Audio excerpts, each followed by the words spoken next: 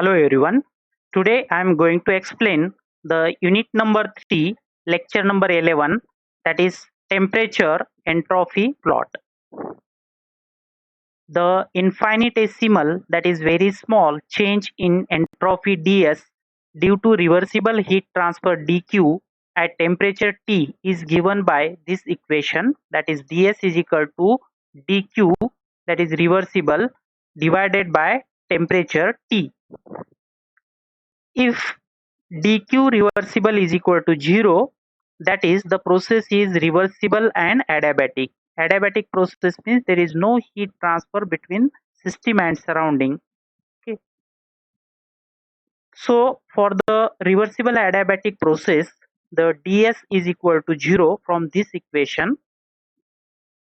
That is, if ds is equal to 0, it means that s is equal to constant, where s represents the entropy of the system.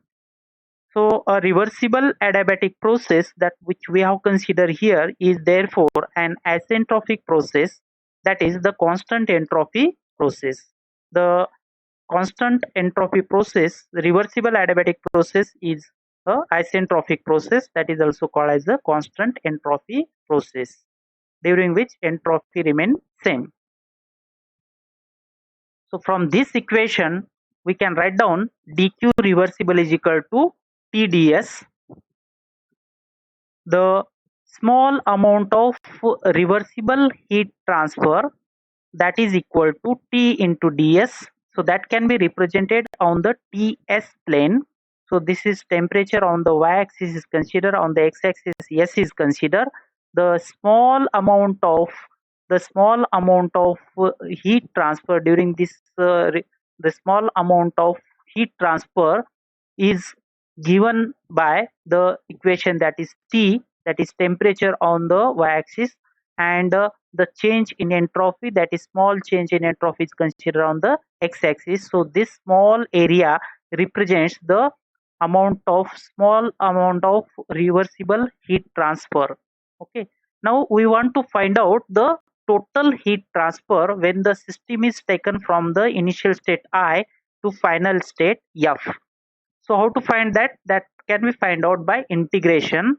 So this integration, the total heat transfer during this process, that is the from the initial state I to final state F, the system is taken reversibly, that R represents reversibly. The total amount of heat transfer, we can integrate this, that is integration of TdS, from the limit of integration varies from initial state I to final state F. So the system is taken from I to F, that is reversibly. It is very important to remember this path is reversible, then and then only we can find out this integration. The area under the curve, this area under the curve TdS, that is equal to the heat transferred in the process. So the area under the reversible path on TS plot represents the heat transfer. So all these hatching lines that represent the total amount of heat transfer during this process, and the area represents the amount of heat transfer. Now we'll consider the same equation again, or we can write down this Q reversible is equal to, we have found out that integration I to F TdS. If we consider the process is isothermal heat transfer, during which the temperature is constant. So this is the initial state of the system and this is the final state of the system. The system is taken from the initial state I to final state F, during which the temperature is constant. So temperature is constant. So if the temperature is constant, we can take out of this integration, it is being taken here out of integration, that is integration of ds for the limit of I to F. So integration of ds is S by, and by keeping the upper limit, that is SF, and minus Si, we get this equation, that is Q reversible, the total heat transfer during the isothermal process, reversible isothermal process, is equal to T in bracket SF minus Si. So we have considered this T is nothing but this abscissa, that is Y coordinates, and this change in entropy on the x-axis, that is SF minus SI, represents this is the on the x coordinate. So this area of the rectangle that is represents, or the area below this process I to F represents the total heat transfer. Now we'll consider that suppose the for a reversible adiabatic process. So reversible adiabatic process which we have discussed earlier, that is ds is equal to 0 and s is equal to constant. So if s is equal to constant, how to represent on the TS plane? So this is the vertical line. So initial state of the system is considered here, that is I, and the final state is considered here. During this process, the entropy, that is S, is constant, or there is change in entropy is 0. So we call this as a reversible adiabatic process, that is called as a asentropic process, during which S is equal to constant. That is represented on this. We know that the Carnot cycle consists of the two reversible isothermal and two reversible adiabatics forms a rectangle in the TS plane.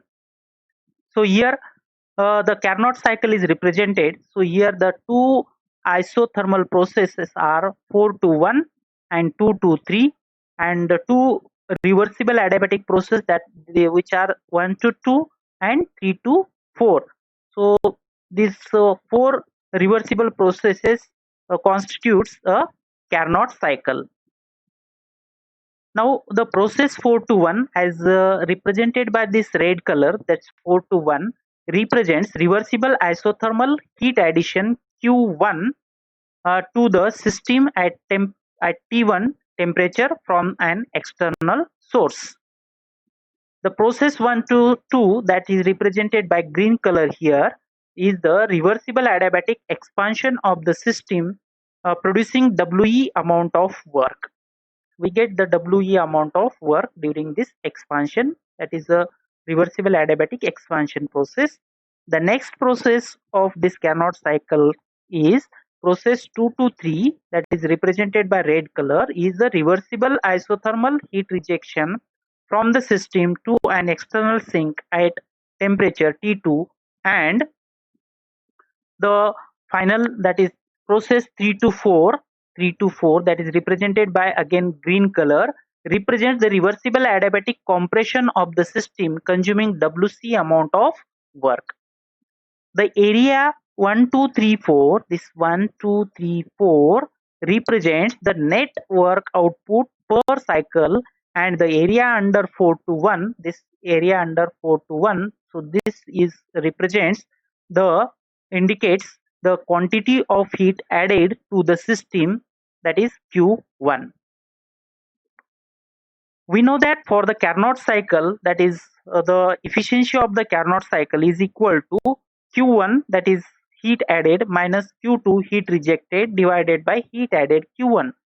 So as we know that this Q1 is nothing but T1 S1 minus S4, and Q2, the amount of heat transfer, is the area below this 2 to 3 process, that is equal to T2, this T2 into S2 minus S3. So that we have to subtract this amount divided by the Q1, the amount of heat added.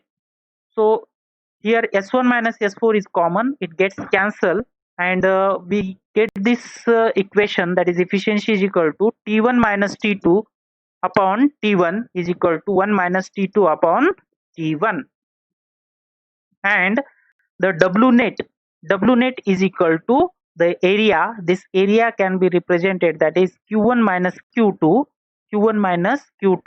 is equal to T1 minus T2 into S1 minus S4. So T1 minus T2 means from this point to this point, that is the T1 minus T2, and S1 minus S4 means this from this point to this point.